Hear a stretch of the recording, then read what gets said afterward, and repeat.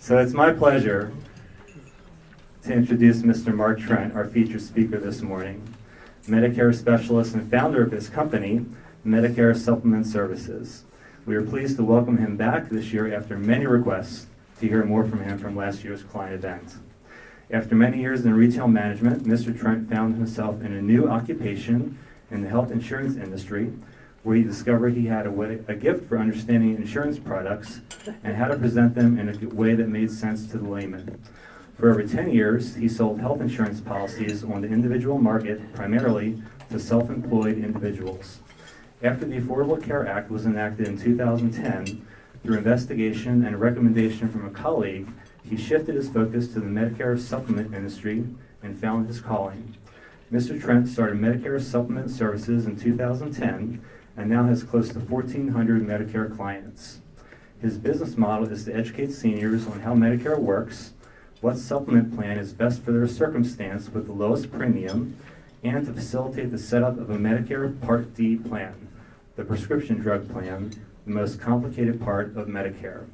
His wife Debbie and he have been happily married 31 years, have two Doberman's pinschers, Elton and Isla, and live in their self-designed log home in Myersville. We appreciate him being here today and look forward to his insight into understanding Medicare concepts. Mr. Mark Trent, everyone.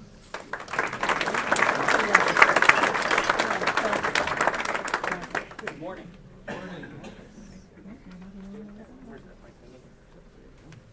I noticed that the group hasn't gotten any younger, which means I'm in the right place. 60 million people are on Medicare right now. 10,000 people are coming to Medicare every day. 18. For the next 18 years, baby boomers will be pouring into Medicare. And so, we'll ask Siri something. Hey Siri, what is 10,000 times 365 times 18?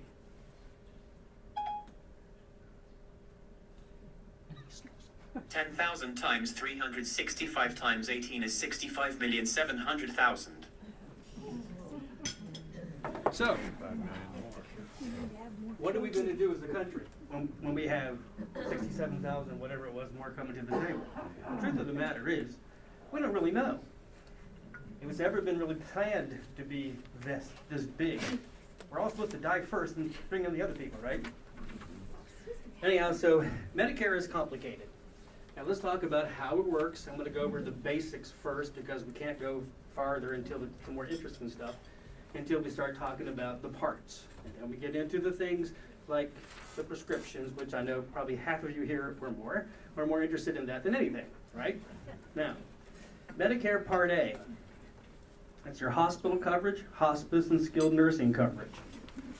And your Part A is something that you've been paying for all your working life. Young people in the room, wherever they went, oh, there's a few. Young people, you're paying for your Medicare right now. It is actually mandated, like the individual market right now, where you've got basically Obamacare saying that you have to pay to have the health insurance or get a, a fine, okay? Well, when it comes to Medicare, they started this 40-something years before, and it's just coming out of your FICA taxes. And the one thing that you have to have, is A. That's what you were paying for the whole time. So let's talk about A little bit. A is, I know if I ask people in this room right now, what is A and what is B? Someone's going to say, A is hospital and B is outpatient stuff. Well, A is more than that. It's the hospital, it's hospice care, and it's skilled nursing. And we'll talk about that in greater depth than we did the last time. Part B, on the other hand, and think of Part A, by the way, as just inpatient coverages.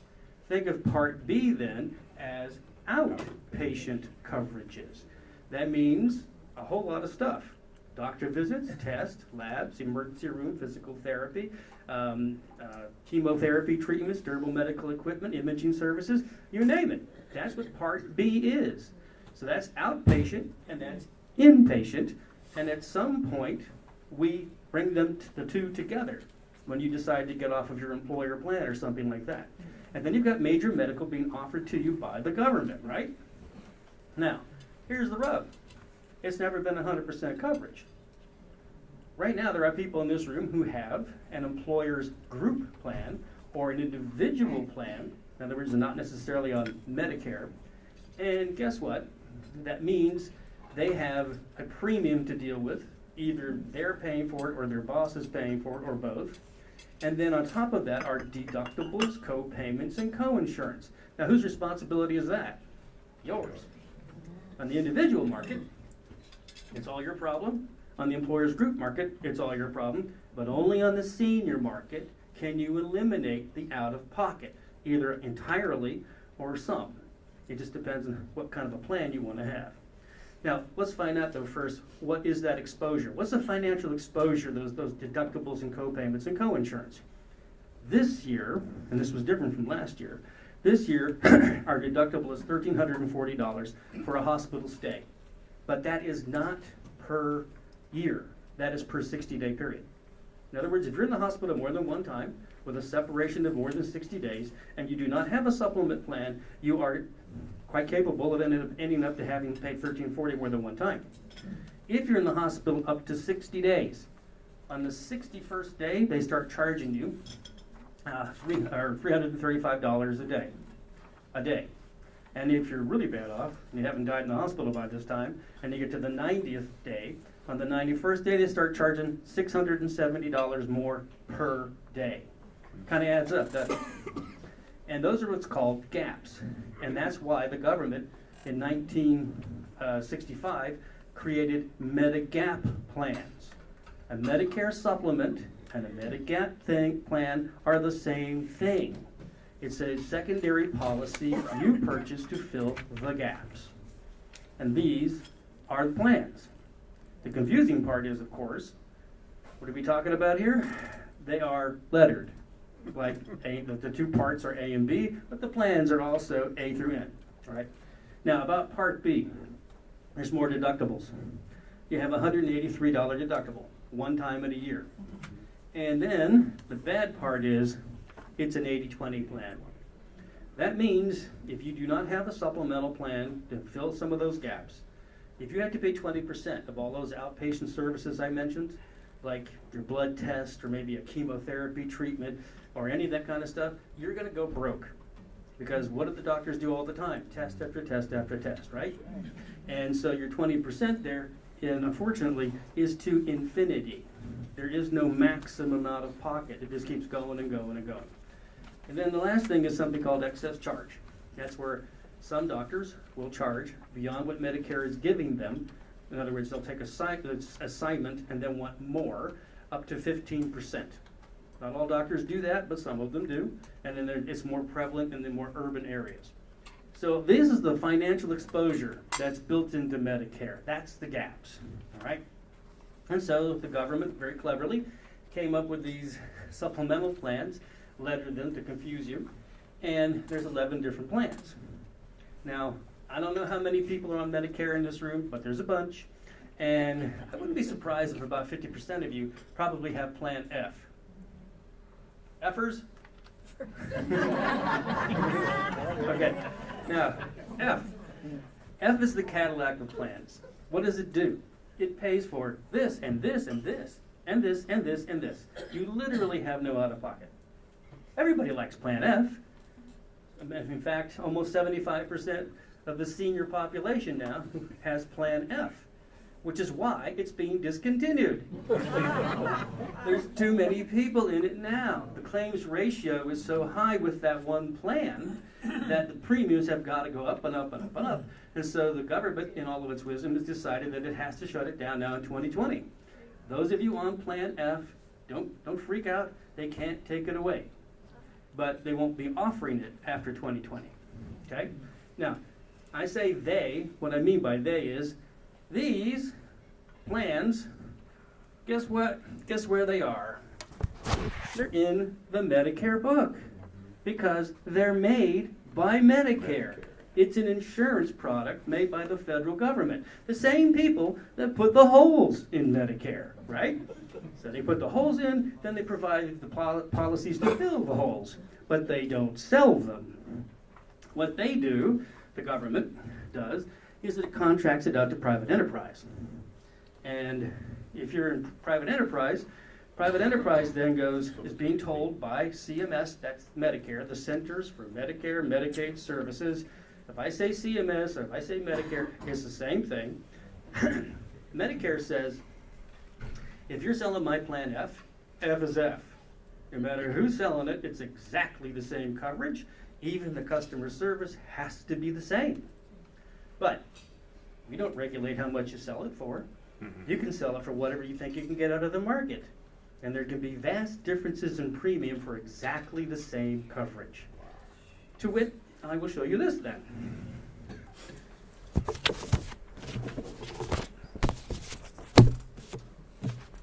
That's not mine, that's somebody else's. These are Maryland rates. I'm a broker. And by the way, before I forget, CMS regulatory says I should be telling you this. I'm only here for education. I'm not selling anything. But I will tell you about the cost of things. Here's a company called Standard Life and Accident. If you're female, 65 in the state of Maryland, just coming on to Medicare right now, this company would love to sell you a Plan F for $288.37. Here's another company, and these are all these different companies. Here's a company called Central States. They'll sell the same thing for $187.83. This is a company I'm sure you've heard of called Aetna. They're $172.10. This $172.10 per month. Oh yeah, everything's per month. This is Mutual of Omaha, $171.88. This is Care Less, First, $163.91. Sorry, I just stuttered there. Western Catholic Union, $163.37. And actually, the least expensive, I even know what it is before I get there, is a company called Private Financial. They're $151.10. You just saw it go from $288 down to $151 for exactly the same coverage. Now, why do people buy something like Plan F from companies like Standard Life? Because there's always an Aunt Marge in your life who says, I had the best time when they took out my appendectomy and I paid nothing and I only paid $288 a month for my plan through Standard Life.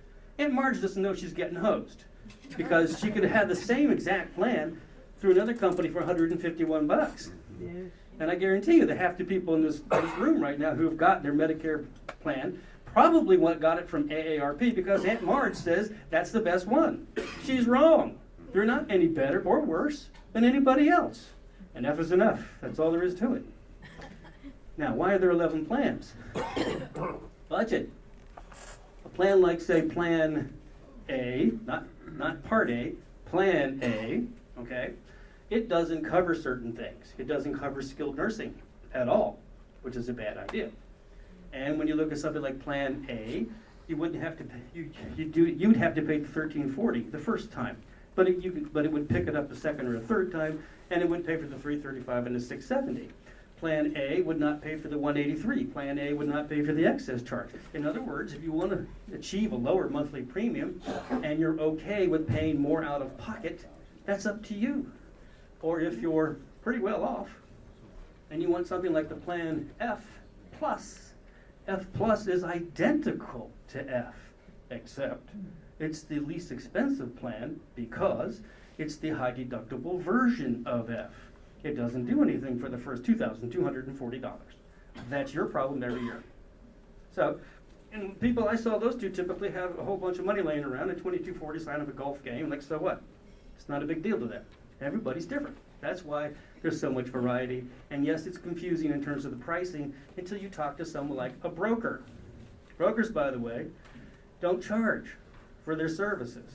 We get paid by the insurance carriers. So it doesn't matter to us. The idea is just to find the plan somebody wants at the lowest price. That's all that matters.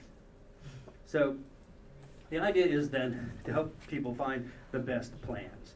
Now, about Part A. There's more to that than people realize, and it's something that actually kind of dovetails with the conversation here before about the mulch and the post and that kind of stuff, about long-term care. Hopefully, you people have gotten yourselves some sort of a plan about what to do when you no longer can take care of yourself. But let me tell you what Medicare provides. All right. This is a breakdown of coverage. This is the sort of thing you probably all got in your certificate of coverage when you bought your first Medigap plan, and you probably never looked at it. But it says here under skilled nursing, the government will pay for the first 20 days. Now, I'll give you a perfect example of this. My mother, she's used everything. My mother was in a nursing home scenario where she had her own private cottage, and for 15 years she lived there. She paid, she bought into the place. And then one day she goes out to her little tiny garden, and she slips on something and falls, and she cracks her arm.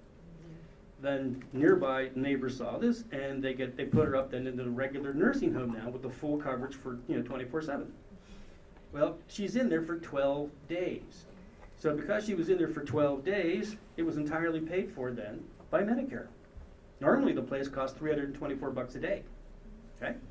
Now, so what happens then from the 21st day through the 100th day? The government says it will pay all but $167.50 a day. If you've got a plan F, it will pay the $167.50, and you end up paying nothing. After 101 days, guess what happens? It's all on you. You got to have a plan, folks. Remember, Medicare will take care of you for your health issues, but it's not long-term care. I mean, if you're in a nursing home, how do you pay for it?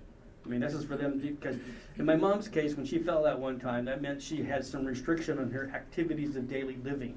Like if you can't feed yourself, or if you can't toilet yourself, or if you can't take a shower by yourself. That's where these things called activities of daily living, if you have 3 or more of these things, then that's when you end up in something like a nursing home. All right?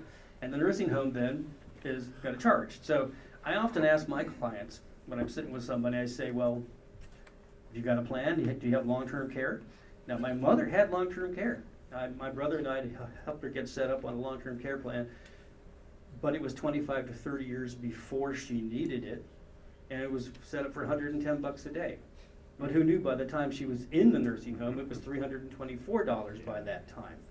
So in order to pay for it, we had to use the $110 a day, plus we then had to do what's called a spend down, which is to say you got to become poor.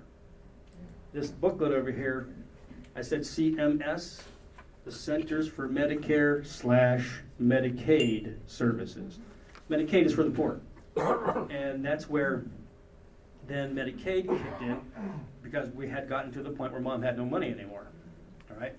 So here's the whole point. If you want to protect your assets for somebody else because you're the one that's in the nursing home, then you might want to consider getting something like a long-term care plan that was better than my mom's.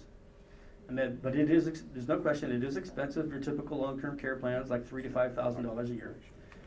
But when it's necessary, when you need it, it's really nice to have it. Especially if you want to have somebody else in your life continue to have all the assets. Otherwise, they're going to drain those assets for you in the nursing home. Now, an interesting thing happened the other day. Our majority leader, you probably have heard that our budget has ballooned up to $779 billion or something like that in our deficit.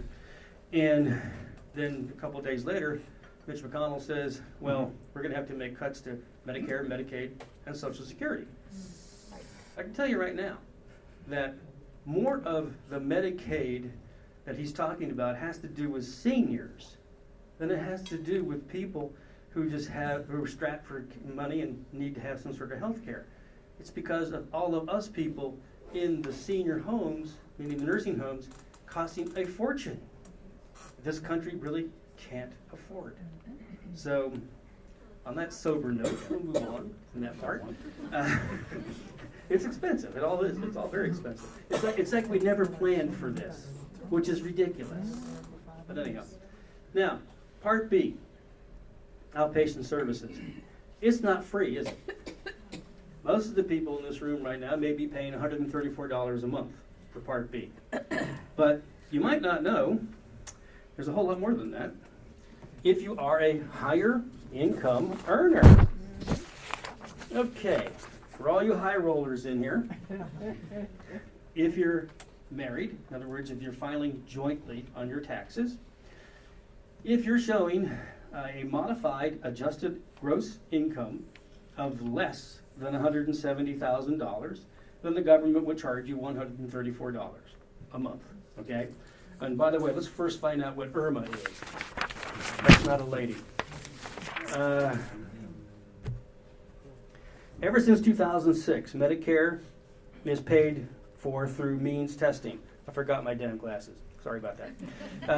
The Medicare Modernization Act has required that certain high-income individuals or couples pay an income-related monthly adjustment amount, that's IRMA, as a surcharge, we'll call that a tax, on their Medicare Part B and Part D premiums. High income is defined as modified adjusted gross income, MAGI. In short, MAGI is your adjusted gross income on the bottom of the first page of your tax return plus any tax-exempt interest. Okay? Now, the charts changed this year as to what it was last year. If you're then above 170 to 214, then you will not only have to pay the 134, but add $53.50 on top of that. That's the tax.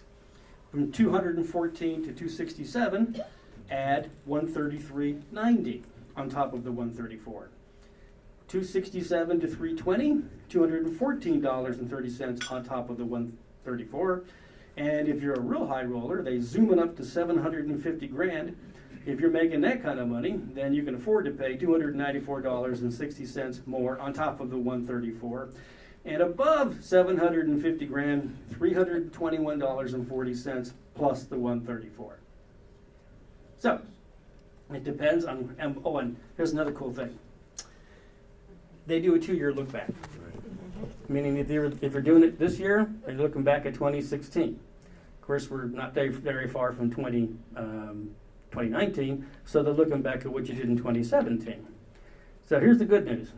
As you retire and your income goes down with time, then so your cost here will go down as well.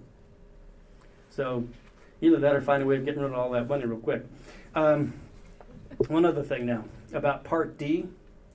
That also, most people probably, if you're just only paying the 134, and if you have a Medicare Part D prescription drug plan, then there is no upcharge on that. It's just the premium, whatever the premium is on that plan. But if you are up in those other regions, it can go up to $13 more, $33.60 more, $54.20 more, $74.80 more, or if you're that top guy, $97.10 on top of his $14 plan. In other words, you could pay a lot of money just because he's, worth a lot of money. All right, so there's real cost factors in that. Now, so we got A and you got B. Now, about the different plans, basically it comes down to whatever plan you feel is in your best interest. And when I work with the clients, I show them the differences in the certain plans. And I do want to point this out. Nowadays, the plans that are actually purchased by the vast majority of people are F or G or N, and occasionally a high deductible plan. Those are really the ones that matter. The other ones, A and the B and the C and the D plans, really don't make a whole lot of sense in the state of Maryland. But maybe other parts of the country. Oh, also, about the Medigap plans, remember they're federal plans. You can take them anywhere in the United States. If you have to move in with kids in another state, then great. It doesn't matter. They just go with you, no matter where they are. And when you're talking about the doctor network, when it comes to Medicare, you're talking about any Medicare provider anywhere in the United States. If you come down with some horrible disease and you have to go to the Cleveland Clinic or something like that, it doesn't matter. You'll take it. Any Medicare provider. And yes, somebody says to me on occasion, well, my doctor doesn't take Medicare. Why, I don't know, because he's missing a hell of a market. But that's up to him.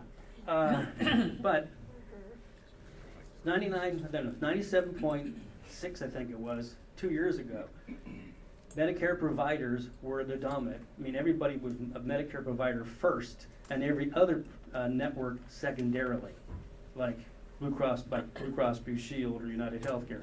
But the big boy is Medicare itself. And when you think about Blue Cross Blue Shield, while it is predominant in our area and it's all over the country as well, it is a pimple on the fanny of an elephant compared to Medicare. It's way, way bigger. So keep that in mind. Now, we've been talking about so far about A and B and the gaps and all that good stuff, right? Then there's this thing called C and D. I want to point out here, D, drugs. You didn't have a choice in 2005 because prior to 2006, there was no prescription drug coverage. These things have only been out since 2006 and beyond. They could have made it more complicated if they tried, but that's Medicare. But Part C is something different as well, and that's called an Advantage Plan, and that was pretty much brought out around the same time, okay? Now, Advantage Plans, let me mention those. Some of you may very well be on an Advantage Plan right now. They are pushed by the government.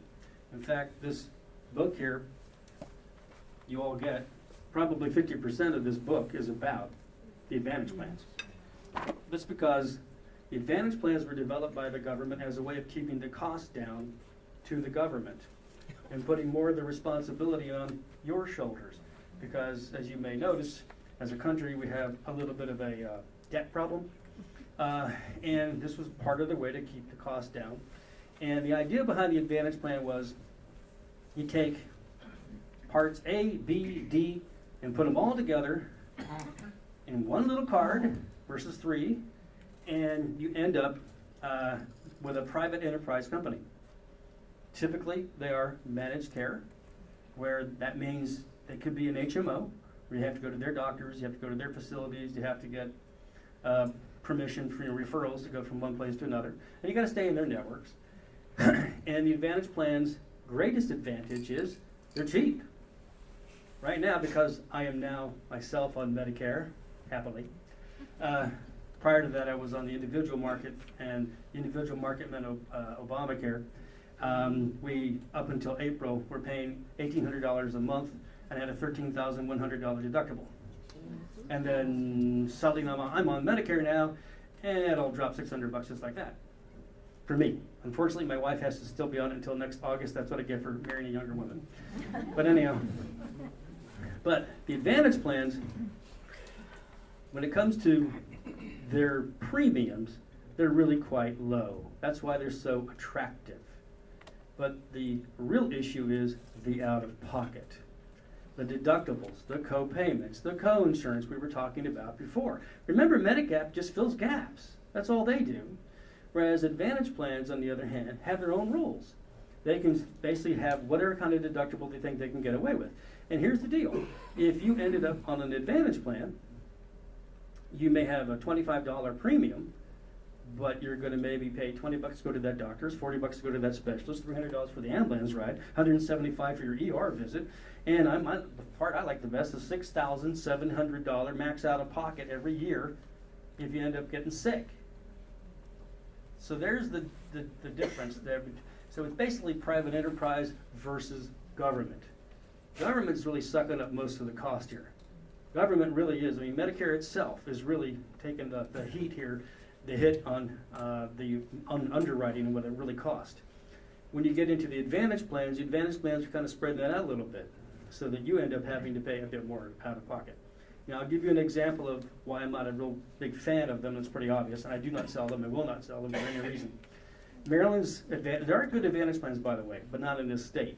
And Florida's pretty good, but around here, not so much. I'll give you an example. Steve, you mind, Jill Rosner? Yeah, Jill, she's like a highbrow geriatric nurse.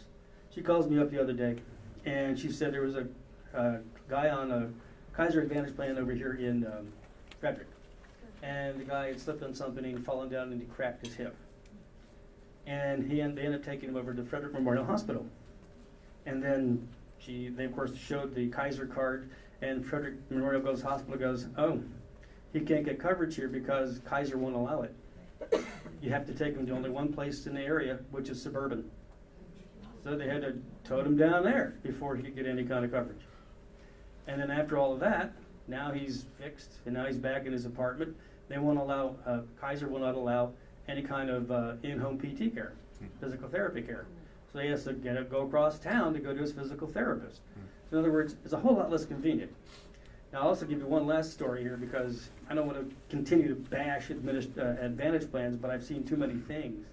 But I had this one guy call me up, and I'll just mention this. He was in Pennsylvania, calls me up on like a Memorial Day, a holiday. He says, can you get me on a plan like my neighbor? His next door neighbor is my client. His next door neighbor, a robust, healthy man, until he had his chest pain. It's a very interesting thing, by the way. It seems like every time somebody becomes 65, they start falling apart, and they blame me. But this gentleman ended up having a chest pain that turned into a quadruple bypass. $100,000, and his only out of pocket, because he had a Plan G, his only out of pocket was $183 once in a year. So we'll call him Mr. Jones. So Mr. Smith is his next door neighbor who thought he was really smart getting the Geisinger Advantage plan, and he has no premium. Zip, zero, nada. That sounds pretty cool, doesn't it? Have you ever known anything that's free to be great? Ever? Anyhow, so he starts getting some pains in his legs, and he goes to get a test done, and then he gets a bill back for $1,500. Finds out it's just not covered by his Advantage plan. And then his doctor wants him to get another kind of test. Turns out that he called up about that one, and he found out that's going to cost him $2,400 because that's not covered by it either. So the moral of the story is cheap isn't always better. And then he wanted me to get him to go on a Medigap plan. There's a little problem with that. Let me kind of explain something. For everybody in here on a Medigap plan, including myself, your first 6 months on Medicare are critical. You have a personal open enrollment, meaning carte blanche. You can do anything you want. You can go and change your plan to another company to try to get a better premium or to a different plan altogether, whatever you want to do in the first 6 months. But after the first 6 months, guess what? You're medically underwritten. It's always been this way. That means if this gentleman wanted to get a Medigap plan now, two things. Number one, the Advantage plan would not let him go, period, until the end of the year. Period. That's it. That's the way it is. And then he'd have to health qualify for any Medigap plan he tries to get. What's the problem with that? Well, we don't know what's wrong with his legs. So the reaction would be from any Medigap company would be that that's just as bad as knowing he's got something bad, like, say, Parkinson's disease, because they don't know what his problem is. So he would never be taken by any Medigap company. So it's important to understand how these things work. For people who are on Medigap right now, when we're talking about the open enrollment that we're currently in, open enrollment goes from October 15th to December 7th. That is only for Medicare Parts C and D. It's got nothing to do with Medigap plans. You can change a Medigap plan any time of the year if you health qualify. Yeah. That's the kicker. That's the caveat. And so whenever I mention that to somebody, everybody's going, well, damn, I've got pre-existing health conditions. You got what? Hypertension? High cholesterol, acid reflux? Trust me, everybody does. And they don't care. On the other hand, if you've got, let me see now, a heart arrhythmia, doesn't sound like much, is completely controlled by medication, but guess what? A heart arrhythmia could turn into something like a stroke. So every Medigap company out there would say, thanks, but no thanks, because that could cost us a lot of money. So that's how the whole system has always worked. So when you get on a Medigap company plan, first of all, make a good, wise decision about whatever plan you're getting. You don't have to worry about the company itself, because the company, there's no Medicare supplement Medigap company has ever gone out of business. Hear that, guys? It's not a financial thing, it's because the government would step in and take over. Yes, sir. Speaking about that, do you have any comments about the benefits for state of Maryland retarees? Because things Yeah. have been happening with the prescription. And So what would happen? So I've heard. What would Yeah. happen if Maryland decided not to offer the Medigap plan? Just like Oh, they're no. dropping their. That's not gonna happen because it's a federal plan. Okay. So that's not gonna happen there. But you're talking about, you're in the state of Maryland right now, and the state of Maryland basically sent you a love note that says, oh, by the way, you're not gonna have prescription drug coverage anymore. And the only way you can get that is during the open enrollment, which is right now. And you're not gonna get that then, of course, coverage-wise until January. And it's confusing. Well, Well, they halted it. They halted it now. yeah, There's a lawsuit. there was a lawsuit, and the latest information I got is under the law, the judge ruled that they have to offer the same plan through 2019 at the same premium. Really? And that happened October 11th. Oh, wow. It's hot off the press. Steve, was that your lawsuit? It's So- three Maryland retirees. Pardon me? It's three Maryland retirees Yes. to court. Yeah. Yeah, I know. I've got about 100 different phone calls on this. And here's the interesting thing is, I will show you how to deal with the prescription drug stuff in a minute.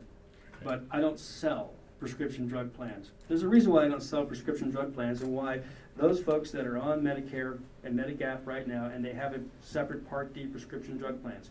This is what you should not do. Don't buy one from an agent. Why don't you buy it from an agent? I'm an agent, right? Because if I was appointed to some company, say maybe SilverScript, and SilverScript is paying me a commission, I might want to feel like selling for them, right? But it doesn't mean that SilverScript has got a good buy into the medications you happen to take. So I'm serving me and I'm not serving you. The only ethical way to find out what's the best plan for an individual is to use the database Medicare.gov, which is where we're going to go in a minute. And I'm going to show you some striking things that you should do. Now, for those people that are not really good with computers and stuff, there's another way. If you can use a telephone, you can find out what's the best prescription drug plan. If you have a Medicare card and you know who you are, you flip it over, look at the back of it, there's a telephone number for Medicare. Simply call up Medicare, CMS, and tell them exactly the medications you're taking, and I mean exactly what's the milligram, what if it's a tab or if it's a pill, what's the dosage you're really taking, all that sort of thing. And guess what they're going to do? They're going to put it into the same database, Medicare.gov. They'll then set it up for you. So starting January 1, you'd have your new plan. And so, well, okay, let's get into more about Part D now anyhow. 'Cause- Yeah. I'm a little bit confused. Where does TRICARE for Life, is that a Medigap? Oh, no, that's No, military. no. And TRICARE for Life is great. That's the Got best it? plan you can get. Just the Medicare and TRICARE for Life is enough? That's it. Oh, that's it, I don't that's know, all you I'm need. asking you. No, you're done, that's it. That's it? Yeah, you're done. You got a good deal. It's the best deal. Yep. So there's other coverages out there other than just, TRICARE for Life for one thing. In fact, many of the school system type plans might be pretty good too, because it's paid for by the county taxes and that sort of thing. And you may have a retirement plan, because you worked there for 35 years. So some of those are great. You don't have to do anything. Now, one thing you do have to do though, the only thing you really do have to do is get set up on Medicare Part B. You have to have Part B. So let's say that you're on a school system plan, and now you're retired, right? And you can stay on their group plan, but you do have to get set up on Part B.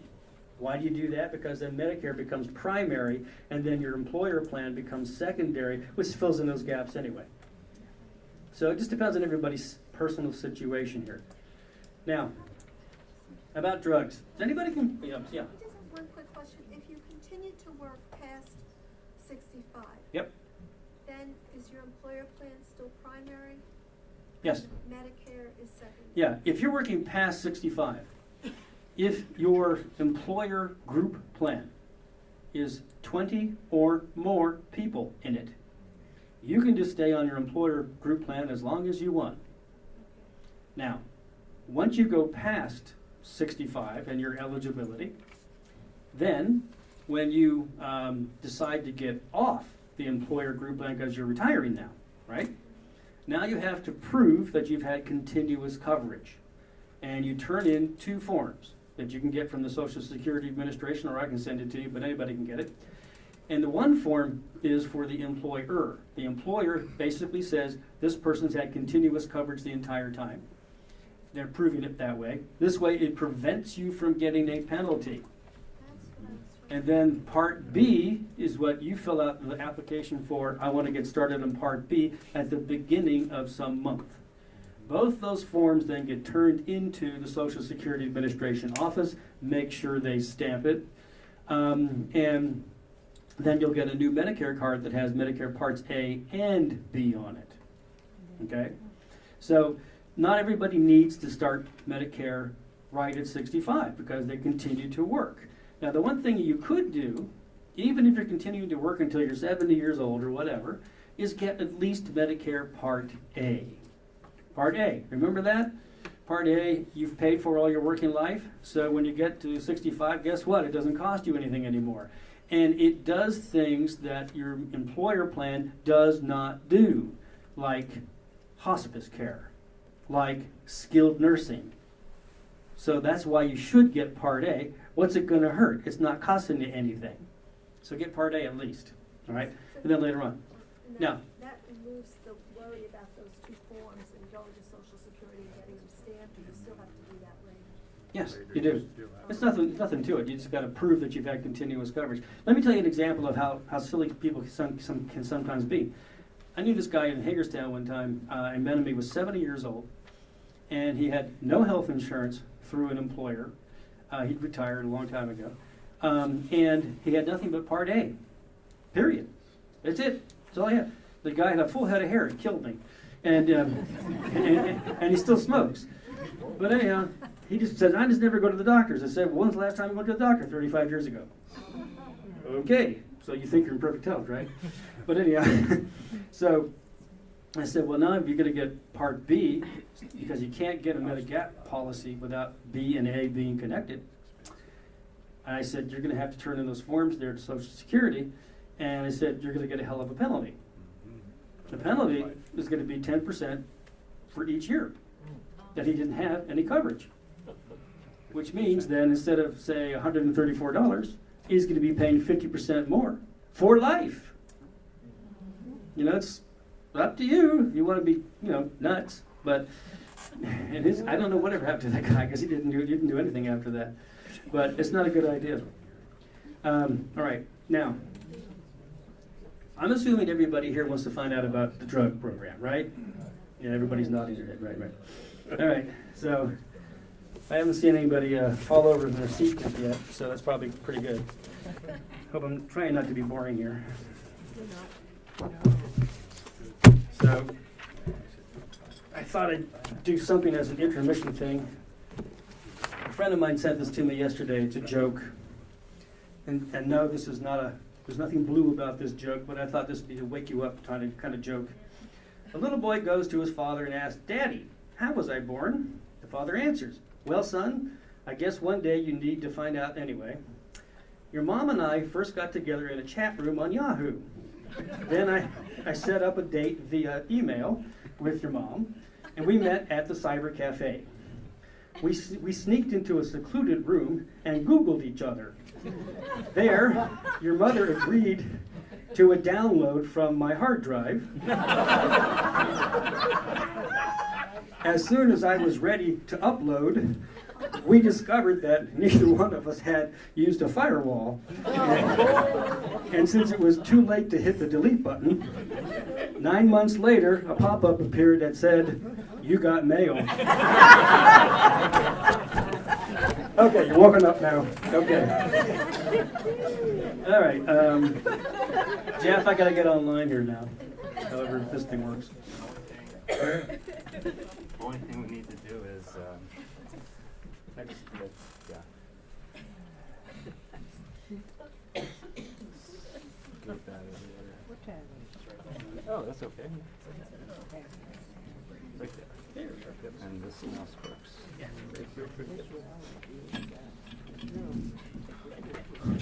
Okay.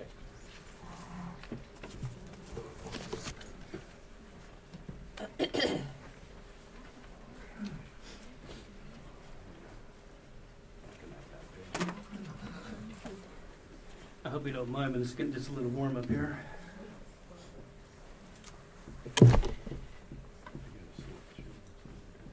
All right. You're about to find out how sick I am. If you want to find out what's the best plan for you, simply go to Medicare.gov. The first thing you do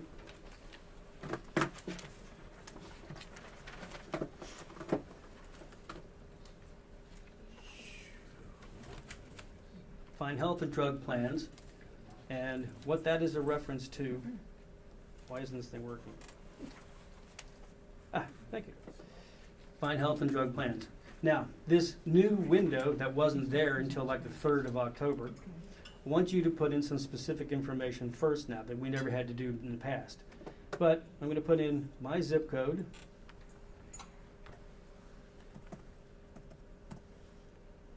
Then it wants my nifty new Medicare number. I'm assuming everybody's got their new card by this time. Hope. And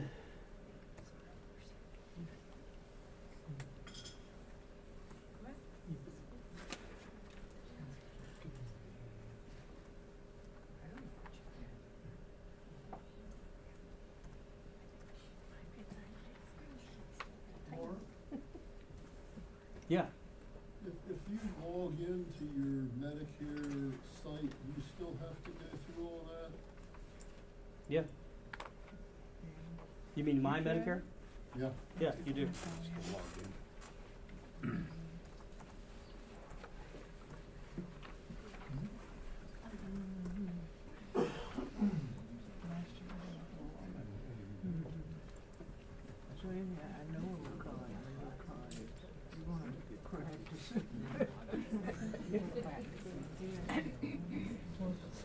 Give me your card and make a list of all your prescriptions. Just by name, and give me the name and the amount. Yeah, I was gonna say dosages. Okay. And that way it'll tell you. Okay, if you're watching closely, you now know my age.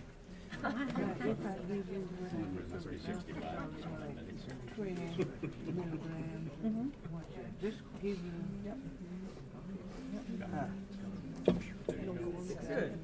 Now you know how much drugs I'm on. 3 out of 4 of those drugs is for one thing, hypertension. I don't know why I have a high blood pressure, but I apparently do. Now, so what you do is you enter into the database exactly the medications you're taking. And you have to be very specific about the name. If it is a brand name, you put in a brand name. But if you're really taking a generic medication, if there is a generic available, it's going to tell you there's a generic available. And if you happen to take that, then that's what you put in.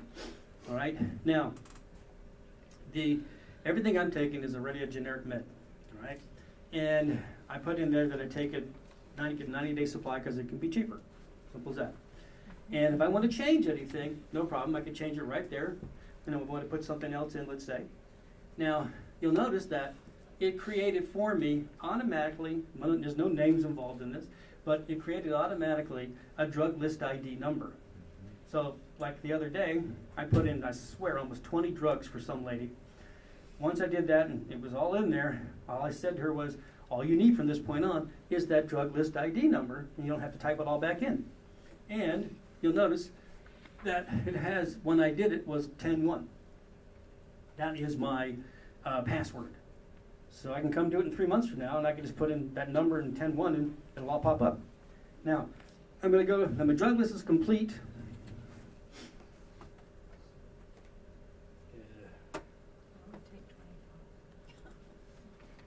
All right. Then it's gonna ask about pharmacy. Now, here's my suggestion about pharmacy.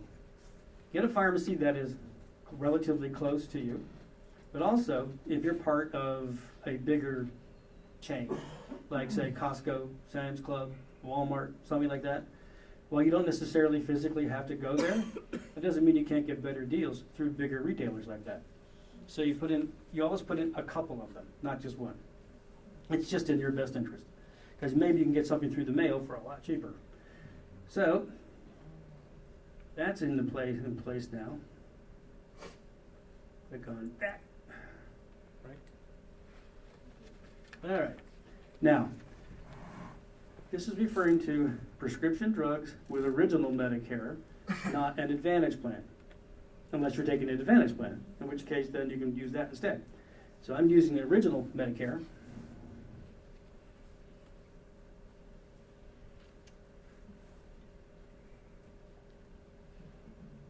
Is it working? Do something.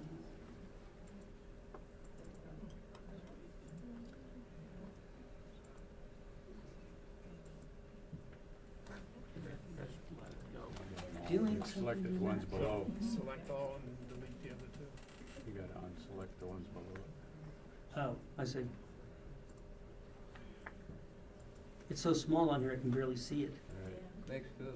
That's There why you you go. need. That's Now why you you got need it. glasses. Now you got it. They're not covered. Yeah.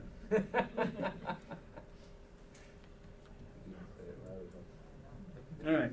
Now, what's the data? The database is going out on the open marketplace going, okay, this guy takes a lot of drugs. Now, let's find out where it is. That's what company has got the best deal, the best buy into the kind of medications I happen to take, me. And it came up with, the top one that always comes up is the one that makes the most sense. In this case, the WellCare Value Plan. This, by the way, I'm looking at 2019 values here right now. And it's, I don't know why it's moving. Why are you moving? Stop, stop. Okay. And it's telling me that over the course of a year, because this is the most important part right here, guys. This left side, where it says here, retail cost as of today, or annual in this case, $250. What does that really mean? Where did I put my handy dandy little calculator? Great. Down there. Let's take that now, by the way, the annual cost they're talking about there includes the premium. So let's take $14 times 12 months. It's $168. Let's take then the $250 minus the $168, and it leaves $82.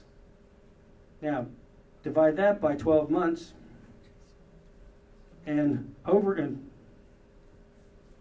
above my premium, I'm going to be paying $6.80 for my medication. That's what it's telling me. And I'm paying it in the form of deductibles, co-payments, and co-insurance. Now, here's a little hint. When it comes to Tier 1 generic medications, you do not have to satisfy the deductible. Any Tier 1 generic. Now, when it comes to these deductibles, last year it was $405. They took it up this year to $415. It always seems to go up once a year. You'll notice that it's got a star rating, 3 out of 5. For the record, I've never seen a 5-star plan, ever. Not everybody's happy, ever. so 3 or 4 is really not bad, or 3, 3.5. It's really not all that bad. It's when you see a plan that's like 1 or 1.5, you might be a little leery. Now you'll notice that every other plan below this level, and you might notice the annual mail order could be cheaper if I just got it through the mail.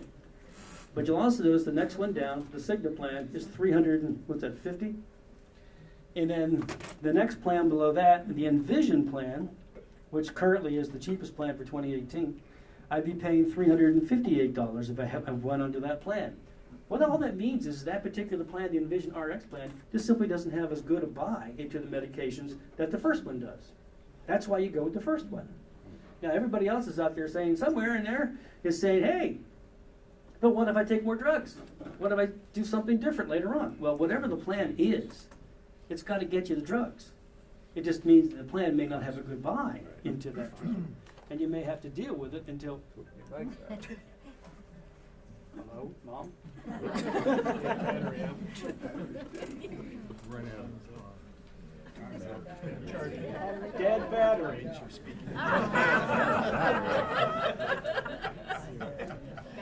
Okay, I got good lungs. Battery's dead. Roseanne, give me that survey back for Bon Secours.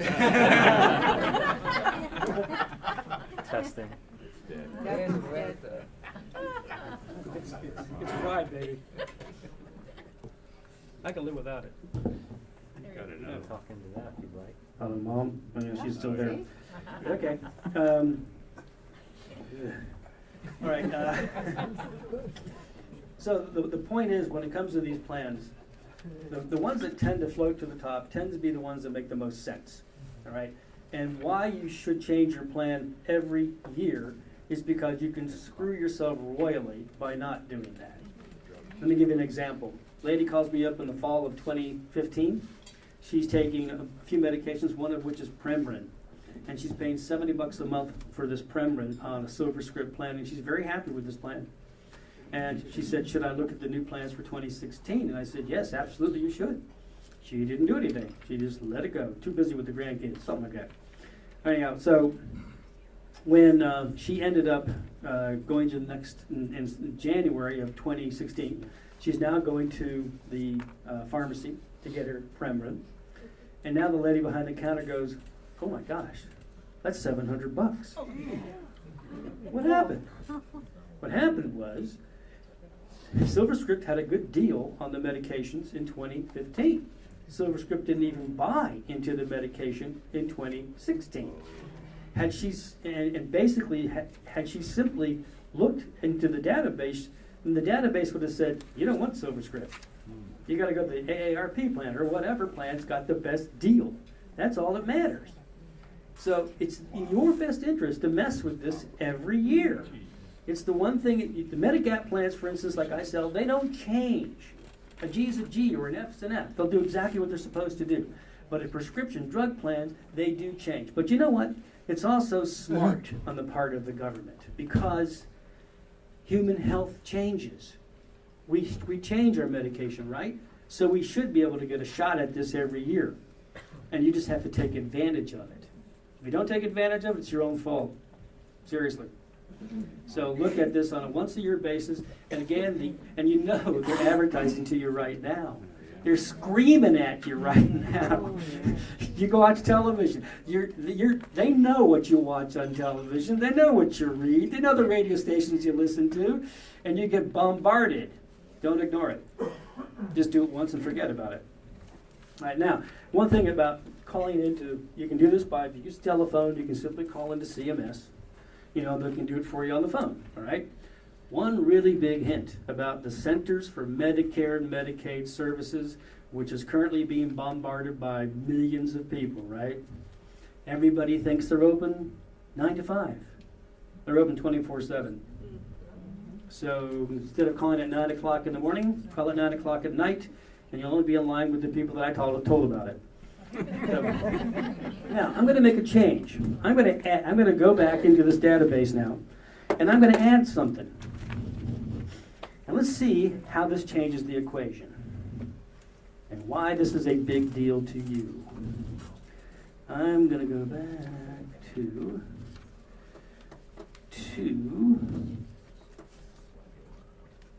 enter drugs. Moving.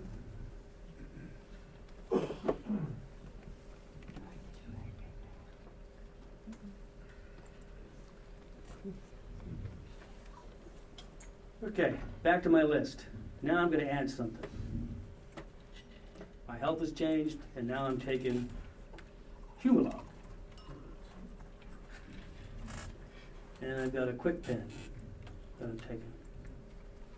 All right, and I'm gonna do the 3 milliliter pen set, 5 pens, and I'm gonna say that I do 3 of those in 3 months. I don't know if that's a lot or not, I have no idea.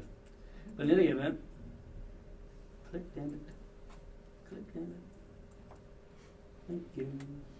All right, so now I've added just one thing to my list. Now, drug list is complete. Same pharmacy stuff.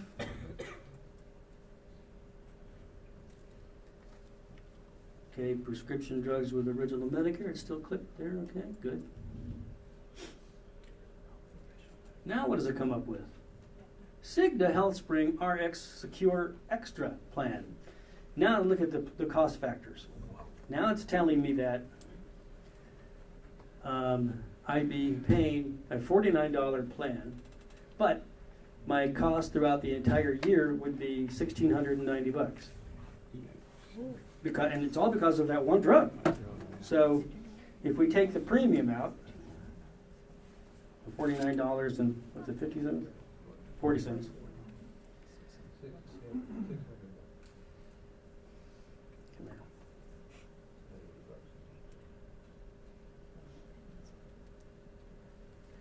That's $592.80. Let's just call it $593. I'm going to take that out of the $1,690.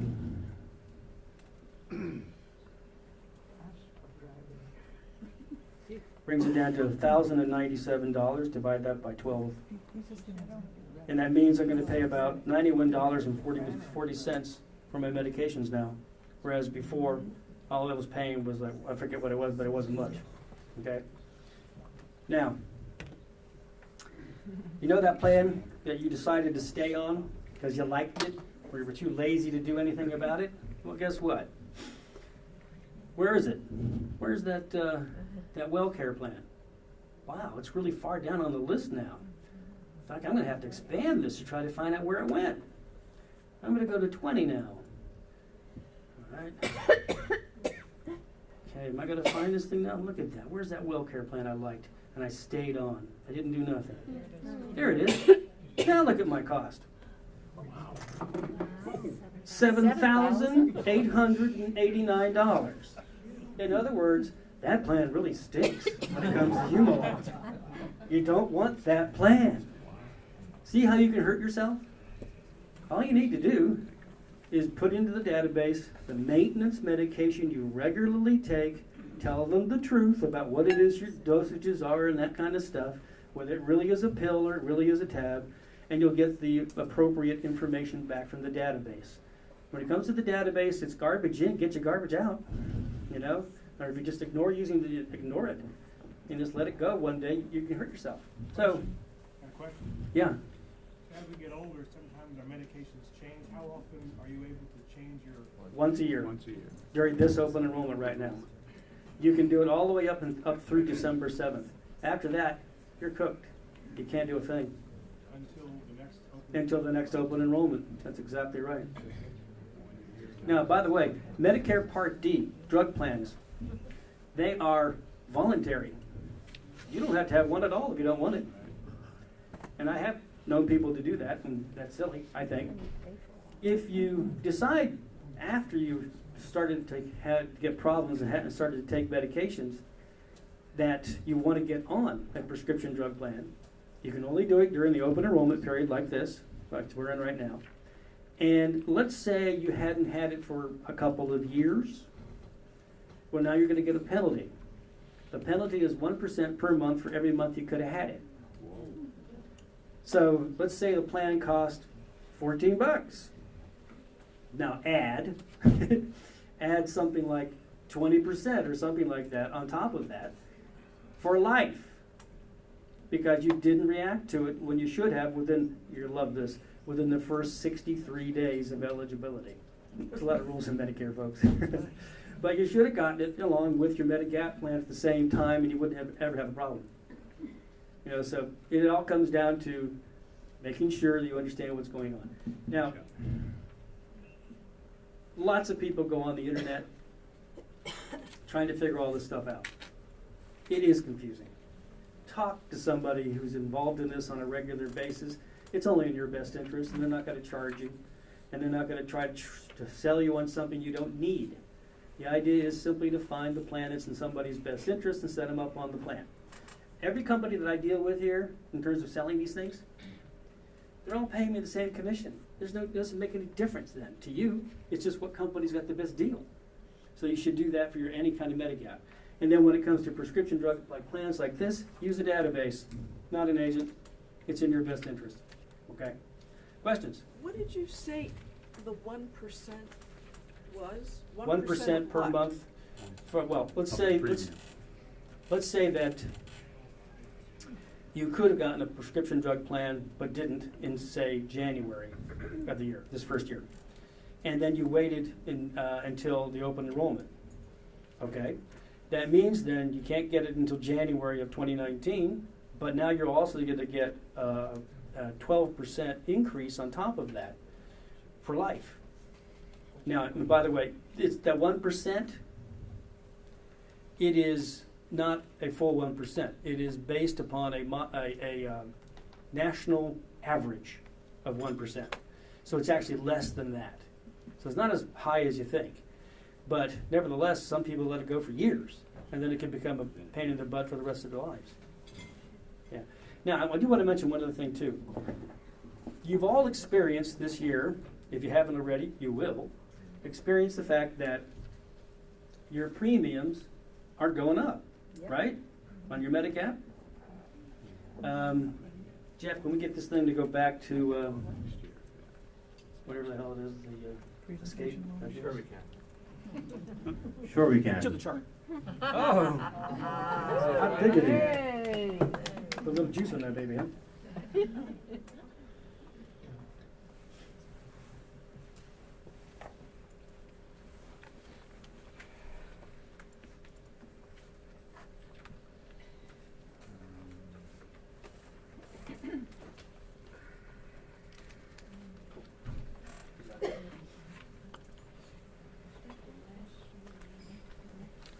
Does this thing still work on this? Okay. You may wonder why it is these little stickies are on here. The little stickies. What people don't understand is that those are gaps, right? Who changes the gaps? The government does. This year, it's 1340. Last year, that was 1316. The year before that, it was 1259. Who keeps changing these gaps? Last year, that was 329. Now it's 335. Last year, that was 659. Now it's 670. The government has to react to the cost of health care going up. If it goes up, then the insurance carriers are going to have to fill those gaps. So those gaps get wider, the Medigap companies fill the gaps, and then what happens? You get an increase. Also, if you get older, well, there you are, we become higher risk. So you'll eventually get the double whammy, which is the increase because the cost of health care has gone up and because you got older. And so you're saying to yourself, that stinking insurance company's really taking advantage of me. No, they're not. They're all doing it, and they all have to react. Something about winding. Okay, any questions you guys may have? Yes, sir.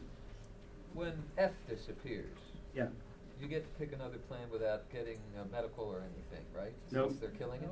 Nope. Same thing happened with J. J used to be the Mac Daddy of them all up until 2010. And it took 40 years for Americans to fill that sucker up to the point where it was way overpriced. And if you wanted to change then to F or some other plan, you still had to go through the underwriting. So not necessarily, no. I mean, you might eventually somebody stuck on an F who can't get off of F because of pre-existing conditions is going to see it go up and up and up and up, which is exactly why agents like myself who know what they're doing, I haven't sold an F plan in years because I knew it was going to happen. You know, so, and what gets me is some companies still push F. And I think it's abominable. Yeah. If one is not on any prescription medication whatsoever, is it even worthy to have the Plan D, or Yes. should it be prudent in case in the future? Yes. Take it anyway. Yes. Get the cheapest plan, $14. Okay?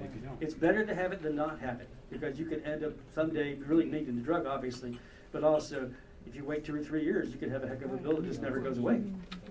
Yeah, yes, sir. So if I'm on A right now, but I'm still covered by an employer health plan. Yeah. When do you suggest we get the supplemental? Oh, whenever, you can't get the supplemental without Part B. So you have, until you get up to. So when you pull the trigger, when you decide to retire, and you want to get off the employer's plan, then get your Part B, prove that you've had continuous coverage through the employer, and then you'll get a Medigap at the same time and a prescription at the same time, then you're done. Okay, I don't have to worry about creating existing No. conditions. Oh, no. When you start on your Part B, B is the key to everything. Once you start on that, you start your personal open enrollment that lasts for 6 months, and it doesn't matter what your health is. You could be in terrible shape, and it wouldn't matter. Okay, yeah. What would you suggest for somebody who has coverage under the federal employees' health benefits? Stay on it. It's a deal. He's on a federal employer plan. My mother was on one of those. And do you need to also have Medicare B? No. Oh, no, you don't. That's That's right. If you haven't paid into the Social Security system for that all that time, you didn't have to, because you're always going to have a retirement plan through the government for free. Well, not for free, but yeah. No, you don't. No, you feds are different. Yes, sir. Which one? Oh. There are brochures at the table in the back and my card there too. There you go. All right, I think that's it, guys. I'm being kicked off the stage. See you. Good. Thank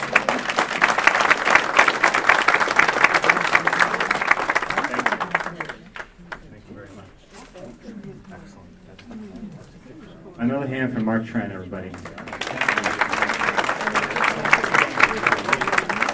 And please, Mark's cards and his brochure are over where everybody's picking them up right now. So please get his information and use him as a resource. We found him to be very helpful here at our firm over the past year. So we are going to surge forward here. We do have some door prizes. And also, as Roseanne reminded me, please fill out the survey that's in your folder. We do really value your comments. We read through every one of them. We talk about every one of them. Probably be about 10 o'clock tomorrow we're doing that. So please fill them out. We value your comments, and we take them into consideration for next year's events. Thank you. Jeff, you want to go down that end over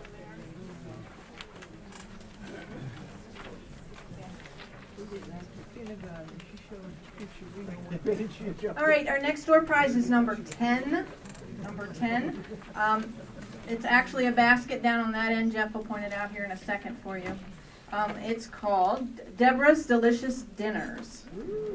Included for special flavoring are an assortment of rubs from Williams-Sonoma, like burger chili cheese, smokehouse rub.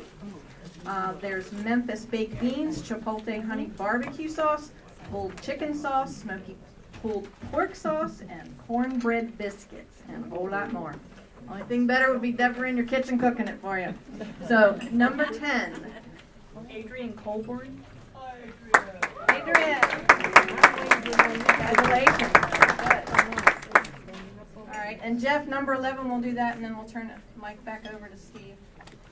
This is another basket. It's called Good Morning Sunshine. From Williams-Sonoma. In that is some wild Maine blueberry pancake mix and blueberry syrup. From another of Deborah's favorite shopping places, Sur La Table. She's included a donut baking pan and apple cider and double chocolate donut mixes. Or if you prefer pancakes, we have an assortment of yummy pancake mixes like apple, cinnamon, and chocolate chip. Top everything off with assorted jams and honey, gourmet salted caramel coffee, maple glazed scone mix, and more. That's number 11, and it goes to Jacqueline Smith. Jacqueline Smith. Congratulations. Thank you. Oh, do we have one more? No, not right now? Not right now. Okay. Thank you, Roseanne. We have about 28 minutes left, and we're going to end on time. By the way, did you know Jeff trained with Bob Barker? All right, so I just want to thank you for your support in coming out today, because time is short. We're going to end on time. I also wanted to recognize two of the newest members of Elville and Associates, Michael Crow, otherwise known as Mickey. And Michael is in our Estate and Trust Administration Department. And Jane Rossheim is here. Jane is a paralegal in special needs, and she's quite talented. Thank you for coming out. I also want to make sure that you know you can get your photo made if you want to before you leave. And we're videoing, of course, so if you want to get this on video, please let us know. Please email us and we'll send out the video or show you how to get it on YouTube. All right, we're going to move right along now to our funding and alignment presentation. And Mary Gay Kramer, who many of you are familiar with, Mary is the heart and soul of Elville and Associates, keeps us all going, keeps us all in line. She can't be here today, couldn't be here today, so I'm going to give this presentation on her behalf. But we're going to get into something. It's a hard act to follow, Mark, so just bear with me. Let's go through some funding and alignment exercises.